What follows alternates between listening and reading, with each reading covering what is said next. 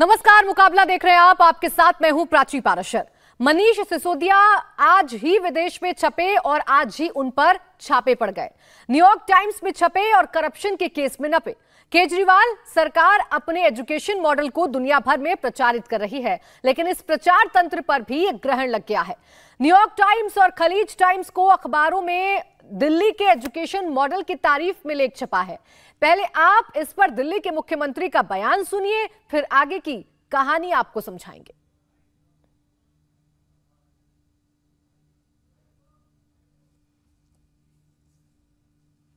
दुनिया के सबसे शक्तिशाली देश के सबसे बड़े अखबार के फ्रंट पेज पे ये दिल्ली के शिक्षा मॉडल पे खबर छपी है और इस खबर में लिखा हुआ है कि दिल्ली के अंदर, भारत में दिल्ली के अंदर शिक्षा क्रांति हो रही है।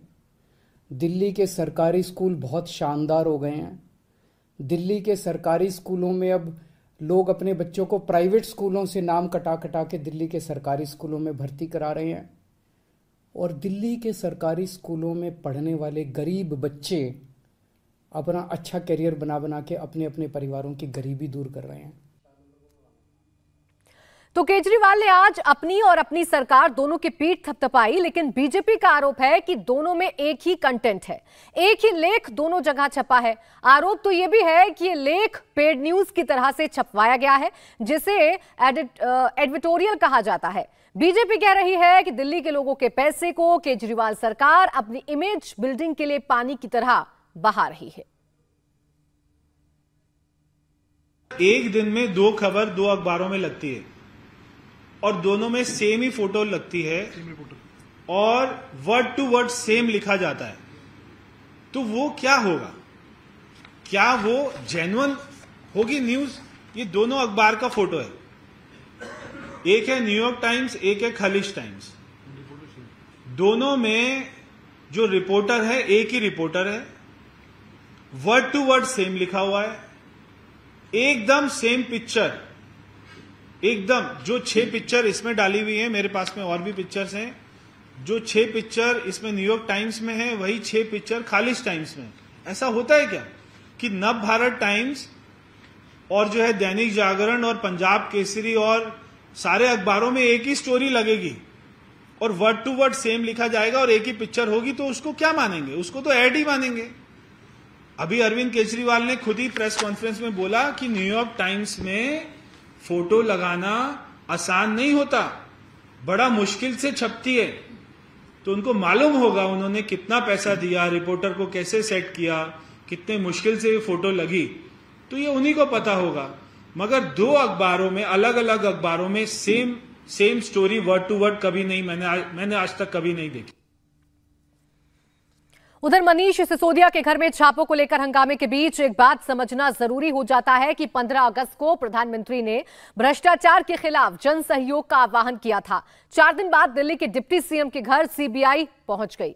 क्या यह मोदी के उसी संकल्प का नतीजा माना जाए जिसमें भ्रष्टाचारियों को कोई विकल्प न देने का दावा किया गया था?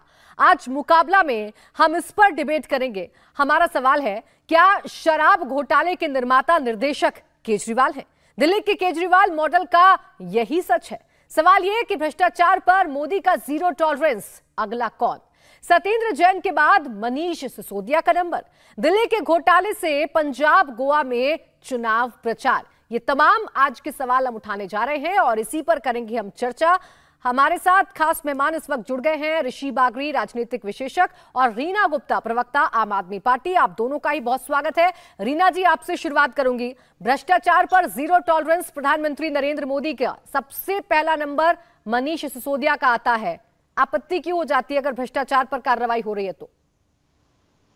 आदित्य जी, हमें तो कोई आपत्ति नहीं है। हमारी तो आदत पड़ी हुई है, जब से दिल्ली में आम आदमी पार्टी की सरकार बनी है तब से लगातार हमारे मंत्रियों, हमारे एमएलए, हमारे सारे नेताओं पे इन्होंने सीबीआई, ईडी, दिल्ली पुलिस सारे हथकंडे अपनाए हैं। केजरीवाल जी के घर रेड पड़ी, इन्होंने रेड डाली केजरीवाल जी के ऊपर, बेडरूम तक घुस गए। क्या मिला वहां पे? पुराने मफलर मिले। मनीष सिसोदिया जी के घर पहले भी रेड पड़ चुकी है, तब भी कुछ नहीं मिला।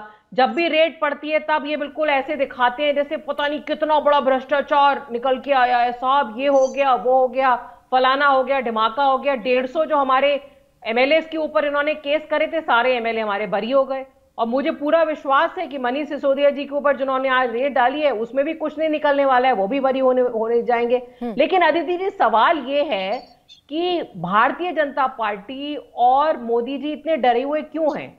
क्योंकि केजरीवाल जी का आम आदमी पार्टी का ग्राफ लगातार ऊपर बढ़ रहा है।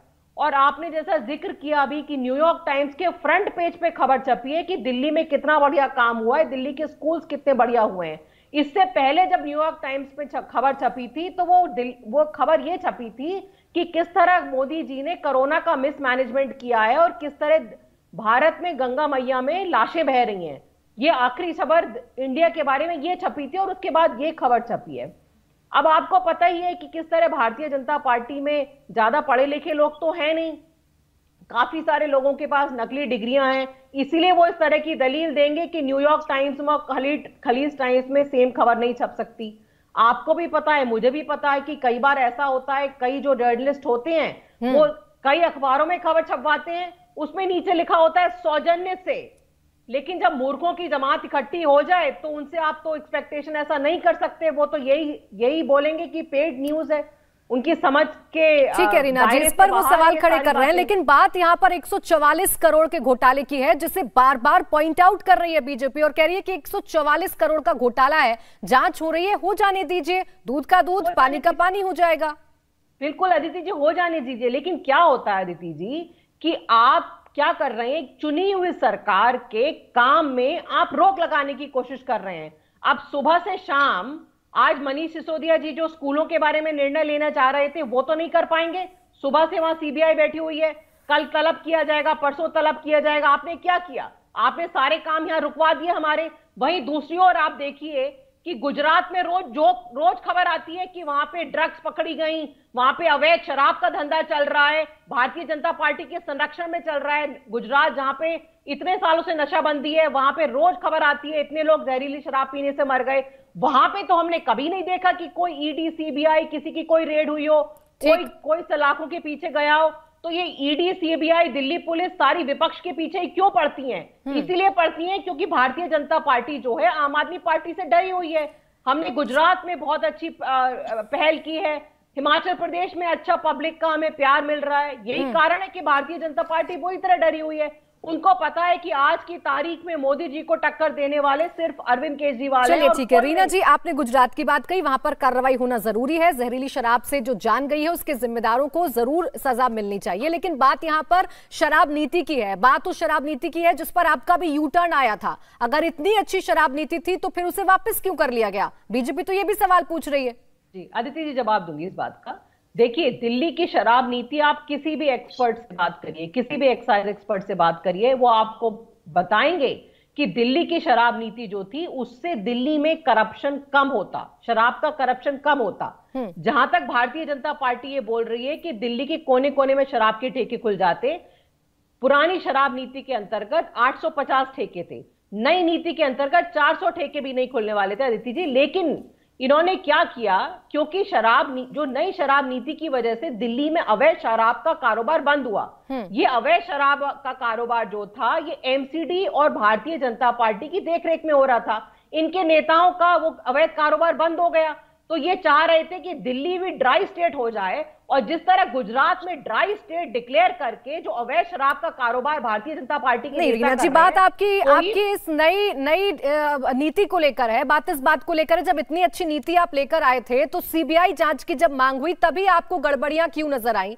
तभी इसमें आपने यू टर्न क्यों ले लिया? मैं आऊंगी आपके पास, आपसे जवाब लूंगी। हमारे साथ ऋषि बागरी साहब भी हैं। ऋषि जी, सवाल यह है कि कहीं पर भी सीबीआई या ईडी कोई कार्रवाई करने जाती है या भ्रष्टाचार पर जीरो टॉलरेंस की बात सत्तारूढ़ पार्टी की तरफ से की जाती है तो इसे राजनीतिक द्वेष के तौर पर क्यों देखा जाता है? प्राची जी, मैं पहले दिल्ली पे आता हूं और फिर मैं आपके पूरे जवाबों का सवालों का जवाब देता हूं। एक आप देखिए, जो हमारे आपके प्रवक्ता है उन्होंने बोले कि आप बहुत अच्छी एक क्रांतिकारी नीति लेकर आए थे शराब के ऊपर में, ज्यादा से ज्यादा ठेके खुलेंगे और ज्यादा से ज्यादा रेवेन्यू मिलेगा। ये उनका लॉजिक था। ये बोलना चाहते थे कि ये एक रकम से नहीं। सर मैम प्लीज मुझे बोलने दीजिए, मैं आपकी तारीफ ही कर रहा हूँ, मैं आपकी कोई बुराई नहीं कर रहा हूँ, प्लीज मुझे बोलने दीजिए। तो एक रकम से ये अच्छा ही काम था कि वो ज्यादा से ज्यादा ठेके खुले और ज्यादा से ज्यादा लोग एक रकम से एक मतलब आपके रकम से कोई भी रकम से गलत वे में शराब नहीं बिके, जो भी बिके वो लीगल वे में बिके, ये उनका एक मकसद था। और उन्होंने ज्यादा से ज्यादा शराब के ठेके उसी लिए दिए, ट्रांसपेरेंसी आए, उसमें आए। अब आप मुझे एक चीज बताइए, जब शराब के ठेके आपने पूरा ट्रांसपेरेंट कर दिया और शराब और आपकी शराब की बिक्री आपकी ऑलमोस्ट 70% बढ़ी है, तो रेवेन्यू 80% कैसे घट गया? जहां 10,000 करोड़ का रेवेन्यू होना चाहिए था, वहां आपको 2,000 करोड़ का रेवेन्यू मिलता है। तो ये बात किसी कोई भी बात पे हजम नहीं आ रही है। एक 8,000 करोड़ का एक बहुत बड़ा एक होल दिख रहा है रेवेन्यू पे, क्योंकि आपकी अगर शराब की बिक्री बढ़ती है 70%, तो आपको रेवेन्यू भी उसके माप पे ही बढ़ना चाहिए, लेकिन वो नहीं बढ़ रहा है। वो इनफैक्ट आपका रेवेन्यू घट गया है, आपका रेवेन्यू 80% घट गया है, 2,000 में आ गया है 10,000 करोड़ की जगह। तो यहाँ एक बड़ा क्वेश्चन मार्क होता है। दूसरी बात ये बोलते हैं कि बहुत अच्छा इन्होंने स्कूल पे काम किया है, सिसोदिया ने वर्ल्ड फेमस काम किया है, खलीज में एनवाईटी में आया। तो आप मुझे एक चीज बताइए, 10वीं की जो परीक्षा हुई है उसमें दिल्ली टॉप 10 से बाहर कैसे निकल गई? आज वो 14वें नंबर पे है, 15वें नंबर पे है। मतलब आप सोच लीजिए, पूर्वी दिल्ली 14वें नंबर पे है और आपके पश्चिमी दिल्ली 15वें नंबर पे है। तो टॉप 10 से बाहर निकल गई। तो मैं क्लास 10 के नतीजों की बात कर रहा हूं।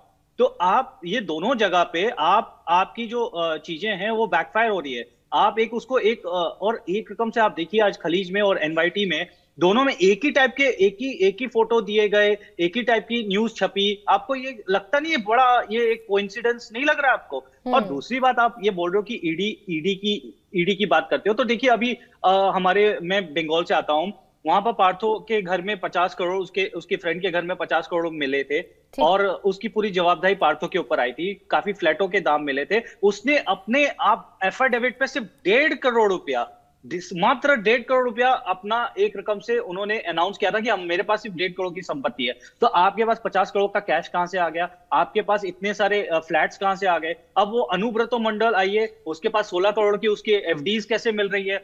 आप संजय राउत के पास जाइए तो उनके बैंक के अकाउंट में 1 करोड़ का कैश आता है। प्रवीण रावत से तो वो बता नहीं पाते। उनके वाइफ के पास फ्लैट्स आते हैं और प्लॉट्स आता है अलीबाग के, तो वो एक्सप्लेन नहीं कर पाती है। तो मुझे आप एक चीज बताइए, क्या ईडी और सीबीआई क्या अपना काम ही नहीं करे? अगर आप कोई भी रकम का करप्शन करते हैं तो उसको एक रकम से आपको फ्री पास दे दे, क्योंकि आप एक पॉलिटिकल व्यक्ति हैं और आप कुछ भी चाहो तो कर विपक्ष सकते के हैं। नेता हैं, इसलिए आपको मार्जिन नहीं मिल सकता। जो केंद्रीय जांच एजेंसी है वो अपनी आंखें बंद नहीं कर सकती। इसका जवाब मैं रीना गुप्ता जी से लूं, लेकिन इस बीच हमारे साथ शाजिया अलमी जुड़ गई है, बीजेपी की प्रवक्ता।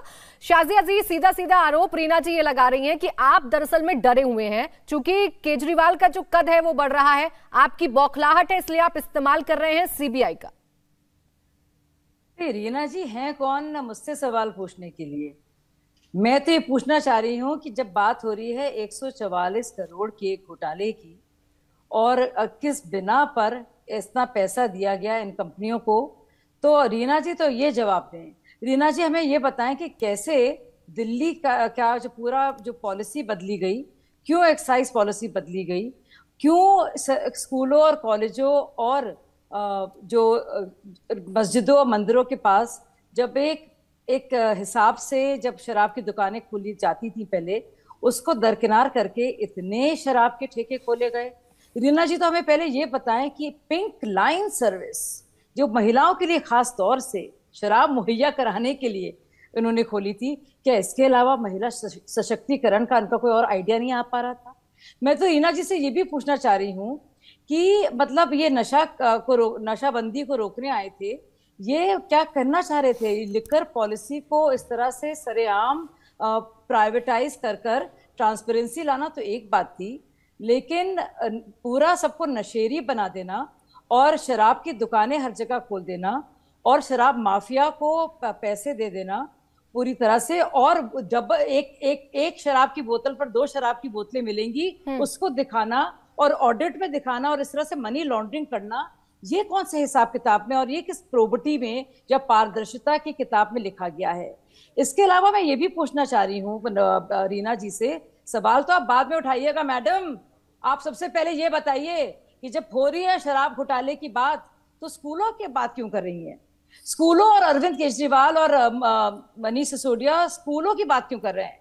और आपको लगता नहीं ये बहुत प्यारा और हसीन ये संयोग है कि एक दिन छापे मारे जा रहे हैं और एक दिन पहले वही फोटो, वही विज्ञापन के तौर पर न्यूयॉर्क टाइम्स, खलीज टाइम्स में वही इश्तिहार के तौर पर क्या अच्छा काम किया है स्कूलों में डाला, वो इश्तिहार के तौर पर लिखा जा रहा है। उसका ताल्लुक क्या है शराब घोटाले से? और आप सबसे शर्म की बात तो ये है कि मुझे तो शर्म आती है, यही दिल्ली में अन्ना हजारे आंदोलन हुआ था, सबसे ज्यादा भ्रष्टाचार की बात हुई थी। ये इंसान तो पावर में आया था भ्रष्टाचार की बात करके, और ये इंसान अब जो है क्या भ्रष्टाचार का नाम लेना तो अलग, भ्रष्टाचार को छुपाने के लिए स्कूलों और बच्चों की बात कर रहा है। ठीक है। दूसरी बात, अब जब आरटीआई नहीं ठीक नहीं है, ये बिल्कुल ठीक नहीं है। इसका जवाब ले लेते हैं। बहुत डिटेल्स हैं। मैं नहीं अब बहुत और भी सवाल हैं, तो ये सवाल ना पूछे हमसे, ये सवालों का जवाब दें। इन्हीं सवालों का जवाब लेते हैं शाजिया जी, फिर आऊंगी मैं आपके पास, फिर आप सवाल उठाइएगा। रीना जी, अब आपने सुना शाजिया जी ने, उन्होंने तमाम सवाल उठाए कि वो जो भ्रष्टाचार के खिलाफ रहते थे, वो जो जीरो टॉलरेंस की बात किया करते थे, जो कट्टर ईमानदारी की बात किया करते थे, वो सीबीआई जांच पर इतने बौखला क्यों रहे हैं? तमाम नेता एक के बाद एक ऐसी बयानबाजी क्यों कर रहे हैं? प्राची जी, मुझे बोलने का पूरा मौका दीजिएगा। तो सबसे पहले तो शुरू करते हैं न्यूयॉर्क टाइम्स से।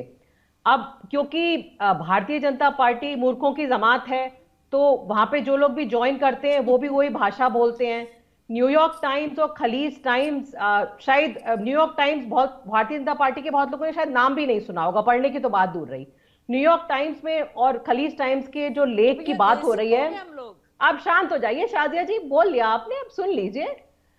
उसमें लास्ट में लिखा हुआ है, न्यूयॉर्क टाइम्स के सौजन्य से। यह पत्रकारिता जर्नलिज्म में बहुत आम बात है कि लेखक अपना लेख एक से ज्यादा अखबार में छपवाता है, पहली बात।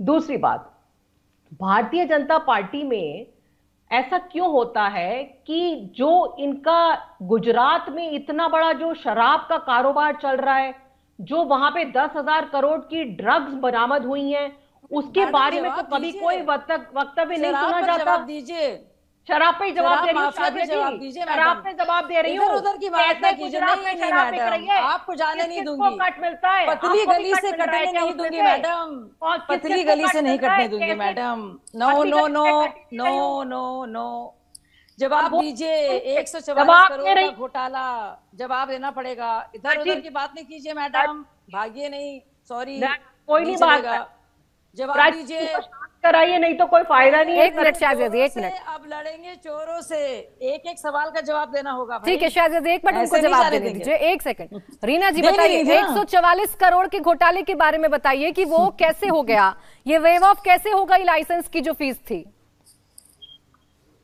देखिए, टेक्निकल बात है और मुझे एक्सप्लेन करने दीजिए। जो एयरपोर्ट के जो लाइसेंस फीस की बात हो रही है, एयरपोर्ट की जो वहां पे दुकान थी, उसमें एक कंडीशन थी कि जिसको भी वो लाइसेंस मिलेगा वो एयरपोर्ट अथॉरिटी से क्लियरेंस लेके आएगा।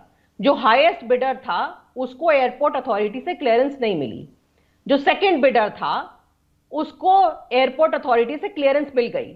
तो सेकंड बिडर ने फर्स्ट बिडर की जो वो थी बिड अमाउंट, उसको मैच किया, इसलिए सेकंड बिडर को मिल गया और फर्स्ट बिडर की आप सिक्योरिटी वापस की जाए। ये तो बहुत नॉर्मल सा प्रोसेस है, बहुत नॉर्मल प्रोसेस है। मैं आपको बताऊं अब नॉर्मल क्या है। अब नॉर्मल ये है कि भारतीय जनता पार्टी ने जो 10,000 करोड़ का, जो 10,000 करोड़ का वेव ऑफ कहा ना, सब लोग जमात के सब लोग जो है मूर्ख हैं, 10,000 करोड़ का जो वेव ऑफ किया है, इन्होंने बेवकूफ बनाने की कोशिश की है। मोदी और ये सब लोग लेके जो देश का पैसा चंपत हो गए, उसमें किस किस को कट मिला, ये है सवाल। देखिए फिर कट हो गया, ये साफ दिख रहा है कि आपके भाग गए, उसमें किस को भाग मिला टॉपिक से। रीना जी सुनिए ना, ये इस बात का जवाब हम शाजिया जी से ले लेंगे, आप जो आरोप लगा रही हैं, लेकिन अपनी बात का जवाब दीजिए ना। अगर ये आप कह रही हैं कि फर्स्ट बिडर सेकंड बिडर की थ्योरी मुझे समझा रही हैं, आप ये कह रही हैं कि हमारी ये जो नीति थी बहुत अच्छी है, हमें बहुत ज्यादा प्रॉफिट हुआ,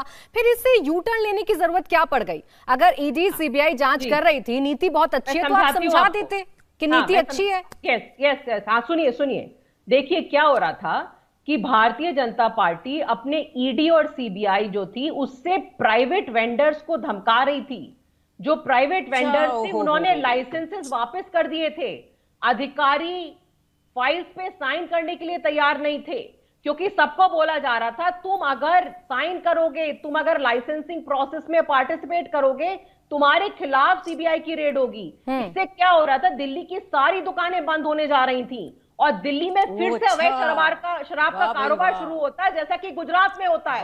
ये लोग यही चाहते थे कि गुजरात का जो मॉडल है अवैध शराब का कारोबार। रीना जी, आम आदमी पार्टी का स्टैंड तो मुझे ही क्लियर नहीं हो रहा। कभी आप कहते हैं कि जो एक्स उपराज्यपाल थे उन्होंने कुछ चेंज कर दिए थे एंड मूवमेंट पर, इस वजह से आपको लॉस हुआ और आपने इस नीति को वापस ले लिया। कभी आप कहते हैं कि ईडी और सीबीआई का डर दिखाया बीजेपी ने, इसलिए आपने पॉलिसी वापस ले ली। शाजिया जी, ये डर क्यों दिखाया गया? सारी बातें हुई है, ये सारी बातें हुई है, ठीक है, सब कुछ हुआ। शाजिया जी देखिए, सुनिए, आपको याद है सत्येंद्र जैन के बारे में क्या कहते थे, सच हो ही नहीं सकता।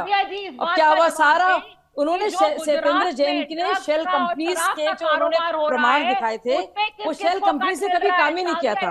वो खोखा कंपनी से, उन्होंने कहा खोखा कंपनी से हमें इतने करोड़ रुपए आए हैं। वो खोखा कंपनी की जब जांच हुई तो वहां कुछ कारोबार ही नहीं हुआ था। अब यहाँ पे बेचारी रीना गुप्ता बन रही है। रीना जी, एक सेकंड रुक जाइए ना, सुन तो लीजिए। रीना जी क्लियर हो जाने दीजिए ना। रीना जी क्लियर हो जाने दीजिए। आम आदमी पार्टी का स्टैंड क्या है, बीजेपी का स्टैंड क्या है, एक साथ बोलेंगे तो मेरे दर्शक नहीं समझ पाएंगे कि आपका सच क्या है और बीजेपी का क्या है। रुकिए एक मिनट, शाजिया जी, ये पूछिए शाजिया से। तो शाजिया जी को बोलने दीजिए एक सेकंड जी। इसीलिए रीना जी बेचारी भाग भाग कर कभी गुजरात जा रही हैं, कभी कहीं और जा रही हैं। उनको पटरी पर वापस हम दिल्ली ले आते हैं, पास में दिल्ली में सब कुछ हुआ शुरू। तो सुनिए रीना जी, आप थी नहीं उस वक्त, हम लोग भ्रष्टाचार के खिलाफ बात करते थे, भ्रष्टाचार के तरफ नहीं करते थे, शुरू से थी, और नहीं थे, एंटी थे, प्रो नहीं थे। आप कंफ्यूज हो गए Reena ji, anti not pro, remember that. Anyway, अब आगे बढ़ते हैं। रीना जी, एक्साइज डिपार्टमेंट ने मनीष सिसोदिया को और दिल्ली सरकार को एक नोटिस भेजा। नोटिस क्यों भेजा?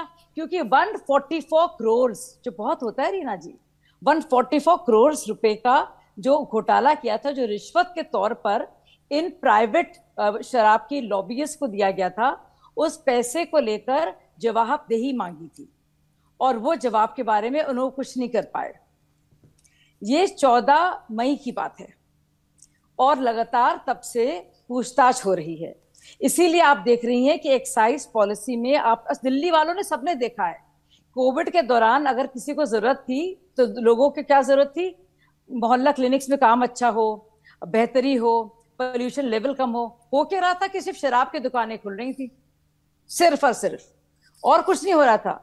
ना तो एक नया अस्पताल खुला है दिल्ली में, आरटीआई का पूरा आपको सर्वे जवाब बताएगा, और ना ही स्कूलों के तौर पर कुछ कमरे बढ़ाए गए हैं, और वो भी अगर आप देखेंगे उसमें इतना भ्रष्टाचार हुआ है, उसको भी इग्नोर के लिए छोड़ देते हैं। अब आ जाते हैं वापस हम लोग शराब पर, क्योंकि मैं इसी टॉपिक पे बात करने वाली हूँ। मुझे लगा नहीं था जिंदगी में मैं शराब पर इतनी बात करूंगी, लेकिन लगता है पंजाब और दिल्ली में जिस तरह से मॉडल आप चल रहा है, दिल्ली मॉडल ऑफ गवर्नेंस, वो सिर्फ शराब और शराब पर ही आधारित है। तो मैडम आप ये बताइए कि शराब के इतने नए ठेके, पुरानी पॉलिसी को का खंडन करते हुए स्कूलों, कॉलेजों के और रेसिडेंट वेलफेयर एसोसिएशन के इतने ज्यादा विरोध के बावजूद क्यों खोले गए? किस बिना पर आपने उन लोगों को चुना, वेंडर्स को? कई तो सुना है आंध्र प्रदेश से भी हैं, तेलंगाना से भी हैं, और आप जानती मैं किसकी बात कर रही हूँ ज्यादा, या तो आपको पता नहीं है या तो मनीष जी आपको बता के नहीं रखते हैं, आप इनर कोठरी में नहीं होंगी, क्योंकि मैं जानती हूँ एक पर्टिकुलर चौकड़ी कैसे काम करती है। आपके आने से पहले मैं को फाउंडर रही हूँ ना, तो मुझे ज्यादा अंदाजा है। तो आप ये बताइए किस बिना पर ये 144 करोड़ दिया गया? और बिडर्स तो बहुत सारे उसमें थे, और एक तो बिडर था नहीं, क्योंकि इस लॉबीज में अलग अलग जो शराब के ठेकेदार हैं, कोई एक तो है नहीं इसमें। मैडम बहुत सारे लोग। रीना जी कंप्लीट करने दीजिए, फिर आप जवाब दीजिएगा। आप ये बेवकूफी की बातें करके आप औरों को बेवकूफ समझ रही हैं क्या, और बेवकूफ बना रही हैं? इतना कोई अहमक नहीं है।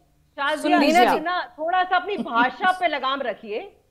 नहीं, आपने भाषा, आपने क्या कहता, मूर्खों की जमात कहा था आपने, तो मैं कह रही हूँ मूर्खों की जमात इतना ना समझिए, मूर्ख इतना ना बनाइए, आप भी भाषा पर लगाम रखिए। शुरू से पार्टी में हूँ, आज भी पार्टी में हूँ, मैं कोई दल बदलू नहीं हूँ कि आज यहाँ जाऊं और आज वहां जाऊं। चलिए ठीक है, किसने कब कैसे पार्टी बदली हम इस पर नहीं जाएंगे, इस पर नहीं जाएंगे। शाजिया जी और रीना जी इस बात पर नहीं जाएंगे, क्योंकि आप ही तो कह रही है शराब नीति पर पहले चर्चा कर लेते हैं, पहले इस घोटाले पर चर्चा कर लेते हैं, भ्रष्टाचार पर चर्चा कर लेते हैं। ये एंटी करप्शन थे, ये प्रो करप्शन हो गए, ये तो दल सबसे बड़े दल बदलू हैं, इन्होंने तो कौज ही बदल लिया। ठीक है, ये आरोप रीना जी का आप पर भी है कि आपको अपने अंदर के दाग नजर नहीं आते, दूसरों के दाग आपको बड़े बड़े दिखते हैं और उनकी धुलाई करने के लिए आप चल देती हैं।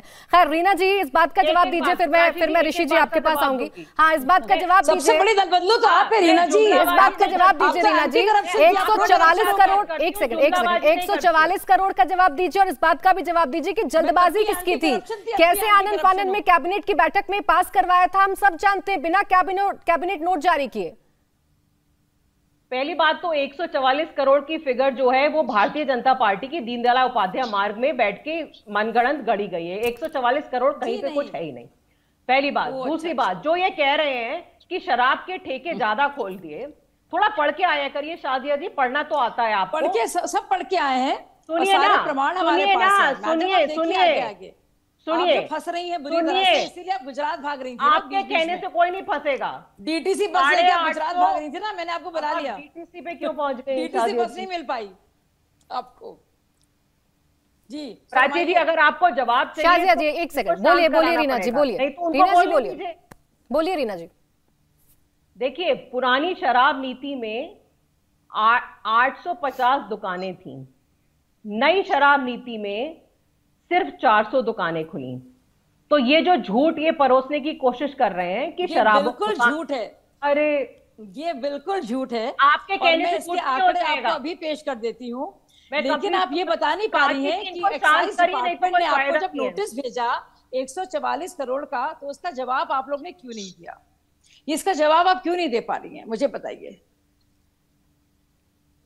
मैं बोलूं? बोलिए रीना जी। और जो कंप्लीट करने दीजिए, उनको कंप्लीट करने दीजिए, फिर आप आइएगा। रीना जी, जहां तक अगेन उस पे ही वापस आते हैं कि शराब की दुकानें जो ये बोलते हैं ना हर गली मोहल्ले में खोल दी। आप देखिए, गुड़गांव में, दिल्ली में 22,000 की पॉपुलेशन पे एक शराब की दुकान है, गुड़गांव में 4,000 की पॉपुलेशन पे, नोएडा में 1400 की पॉपुलेशन पे।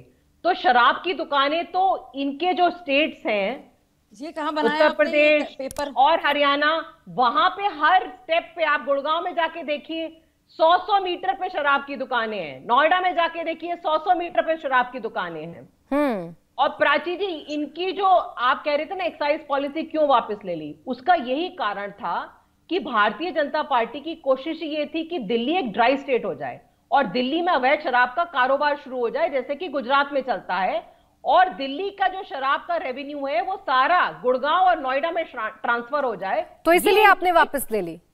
इसलिए हमने वापस ले ली। हमने कहा कि सरकार दुकानें खोलेगी। नहीं रीना जी, आपकी जो स्टैंड है ना, यही स्टैंड आपको सवालों में लाकर खड़े कर दे रहे हैं कि उपराज्यपाल की गलती थी, पूर्व उपराज्यपाल की, या फिर ईडी सीबीआई का दबाव था, या बीजेपी की साजिश थी। ये तमाम जो आपके बार बार स्टैंड बदलते हैं, इसको लेकर सवाल खड़ा होता है। खैर, मेरे साथ एक और मेहमान जुड़ गए, संजय शर्मा जी, प्रवक्ता टीएमसी, क्योंकि बात भ्रष्टाचार को लेकर हो रही है। संजय जी, भ्रष्टाचार के मामले में बंगाल में क्या हुआ ये हम सब ने देखा, कैसे टीएमसी के बड़े मंत्री फंसे हम सब ने देखा, लेकिन आपकी तरफ से भी यही ढिंडोरा पीटा गया कि ईडी सीबीआई का गलत इस्तेमाल कर रही है बीजेपी।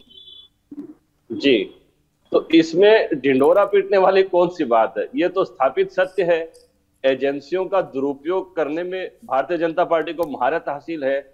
इसमें ये बात हम ही कह रहे हैं, ऐसा नहीं है, आज सारी दुनिया ऐसे मान रही है। और भ्रष्टाचार की जब बात होती है, भारतीय जनता पार्टी लोग बहुत उछल कर बोलने लगते हैं, चीखने चिल्लाने लगते हैं। मैं 2-3 बातों की और आपका ध्यान आकर्षित करना चाहूंगा। नोटबंदी के समय के एपिसोड में माननीय अब के जो गृह मंत्री हैं, माननीय गृह मंत्री जी, उनके सुपुत्र के जो कारनामे उजागर हुए थे, उस पर कभी किसी ने संज्ञान भारतीय जनता पार्टी ने नहीं लिया, किसी एजेंसी ने संज्ञान नहीं लिया। उस समय कोई महेश शाह करके नाम आया करता था, मीडिया में बहुत उछला करता था, काफी बड़ी रकम पकड़ी गई, कोई जिक्र उसके बाद में नहीं आया। और एक सबसे बड़ी आश्चर्य की बात है, जिस 2G घोटाले को लेकर देश और दुनिया में भारत की छवि को खराब किया गया। उस 2G में ये कहा गया था, भारतीय जनता पार्टी ने और तमाम लोगों ने बहुत ये कहा कि 1,76,000 करोड़ का नुकसान देश को हुआ है, उतना मिलता, जबकि ये कितने पुरानी बात है। और अभी हम 5G के दौर में हैं और 5G कितने कम पैसे में 5G का टेंडर हुआ है, ये गौर करने वाली बात है। और अभी कोई हल्ला नहीं है, या तो तब झूठ था या आज झूठ है।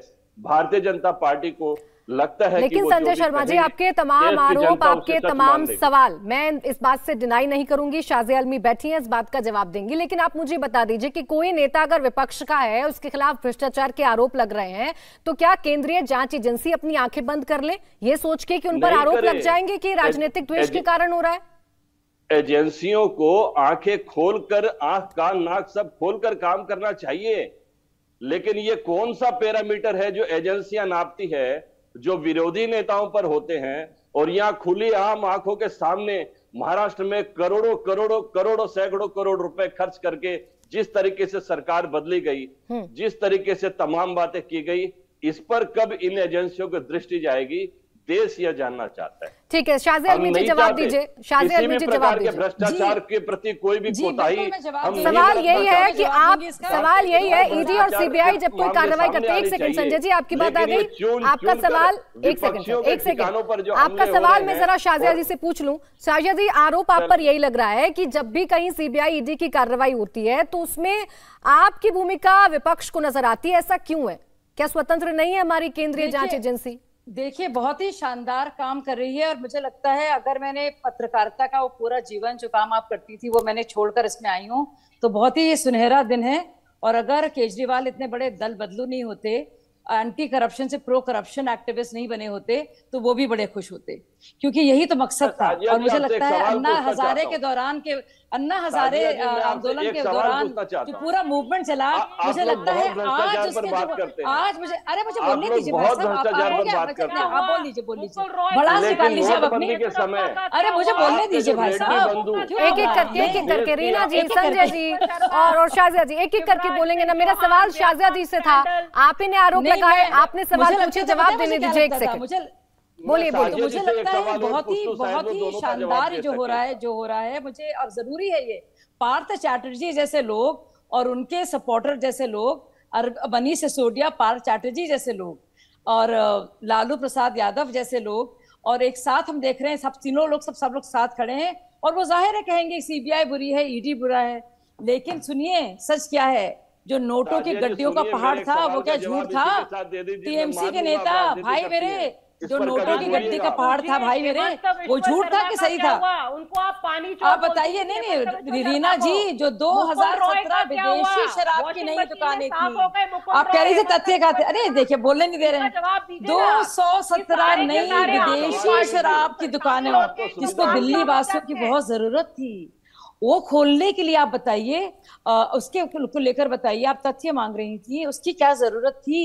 रीना जी, दिल्ली वासी तड़प रहे थे 217 नई विदेशी शराब की दुकान के लिए। जिसको आप बताइए। नहीं, मौजू तो ये है ना, मौजू तो ये है, पानी से धुल गए, मौजू तो ये है, एकदम गंगा शर्म आती है रीना, शर्म आती है, शर्म आती है। कितना वक्त गवाया, कितना वक्त गया, कितना इस इंसान ने झूठा बनाया, कितना इस इंसान ने लोगों को बेवकूफ बनाया। शर्म आती है रेली। इतने लोग, इतनी मेहनत, लोगों ने अपनी नौकरियां छोड़ दी इस झूठे इंसान के साथ आने में। और सोचिए, एंटी करप्शन से प्रो करप्शन, ये चलिए ठीक है, मैं और पार्थ चैटर्जी के लोग आप सपोर्ट कर रहे हैं। मनीष सिसोदिया, मैं आ रही हूँ रीना जी, एक सेकंड मैं आ रही हूँ। शाज़िया जी, आरोप आप पर ये है पूरे विपक्ष के कि जब कोई भ्रष्टाचारी होता है, आपके साथ आता है, तो उसके दाग आपको धुले हुए नजर आते हैं, फिर उस पर भ्रष्टाचार का एक भी छींटा आपको नजर नहीं आता। इसका जवाब मैं लूंगी। बहरहाल ऋषि जी, आप इस पूरी चर्चा को सुन रहे हैं, आप इस पूरी चर्चा को सुन रहे हैं, आप देख रहे हैं कि वही कहावत है कि इसके पास अगर भ्रष्टाचारी है तो ये भ्रष्टाचारी है, हमारे दामन में अगर कोई दाग है तो हम इसे छिपा लेंगे। ये कितना जायज है आज की राजनीति में ये प्रसंग?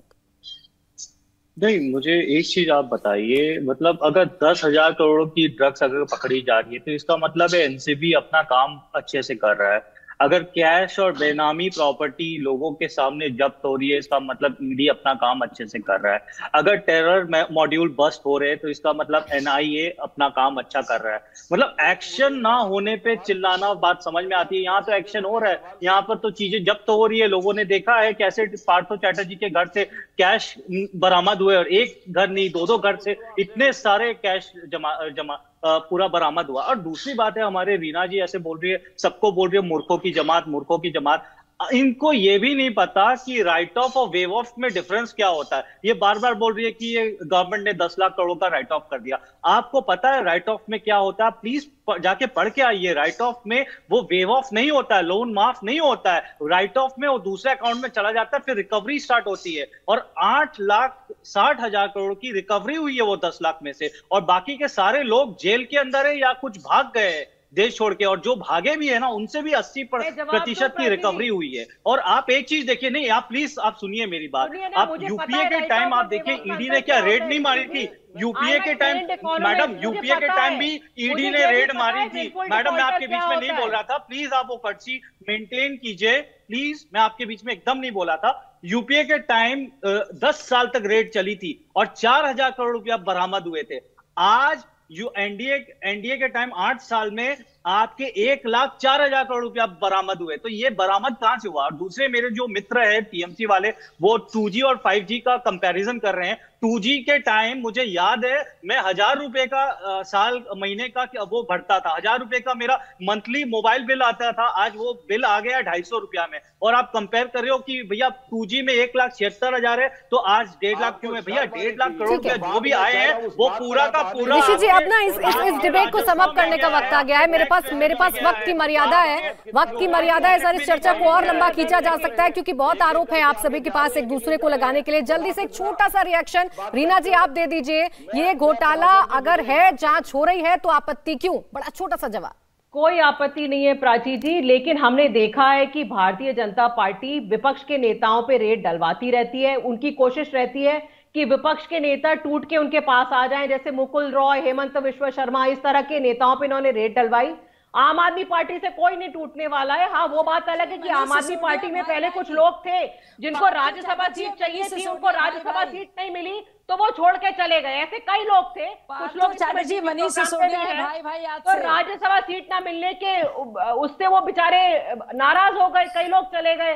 शायद उसमें कुछ लोग इस टीवी प्रोग्राम पे भी बैठे हैं जिनको राज्यसभा सीट चाहिए थी और पार्टी से ना मिल पाई, तो वो जाके दूसरी पार्टी उन्होंने ज्वाइन करी। क्या करा जा सकता है?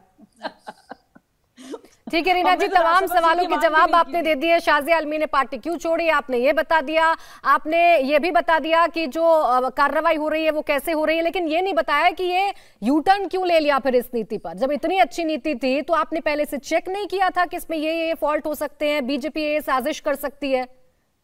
प्राची जी, सबको जवाब दिया, पर आज शायद आप समझने की इच्छुक नहीं है आज, क्योंकि मैंने सब कुछ एक्सप्लेन किया आपको। आपके स्टैंड बहुत सारे हैं ना रीना जी, मैं ही कंफ्यूज हो जा रही हूँ कि कौन से स्टैंड पे मैं यकीन करूं, आपकी कौन सी बात मानूं और कौन सी बात में ना मानूं। मेरे पास वक्त खत्म हो गया है मैम, मेरे पास वक्त खत्म हो गया है। कई सारे स्टैंड आपके सामने है, इसमें से कौन सा सच्चा भी देखने वाली बात होगी। बहरहाल बहुत शुक्रिया आप सभी का हमारे साथ इस चर्चा में जुड़ने के लिए।